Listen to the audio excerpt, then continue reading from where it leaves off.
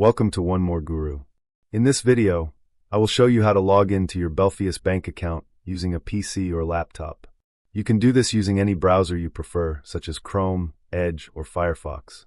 Open your browser and go to the official Belfius bank website. Always make sure you are on the official site to keep your account secure. Once the page loads, look for the login button on the screen and click on it. This will take you to the login section where you can start setting up or accessing your profile. You will then be asked to choose how you want to log in.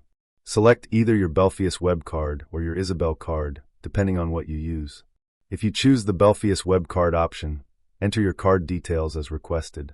If you choose the Isabel option, simply enter your Isabel user ID. If you have forgotten your Isabel user ID, click on the recovery option shown on the page. This will guide you through the steps to recover your ID and verify that you are the rightful account holder. After entering the correct information, continue with the on-screen instructions. Once the process is complete, you will be successfully logged in to your Belfius bank account on your PC. That's all for this video. I hope this guide was helpful. If it was, don't forget to like the video and subscribe to One More Guru for more easy and helpful tutorials.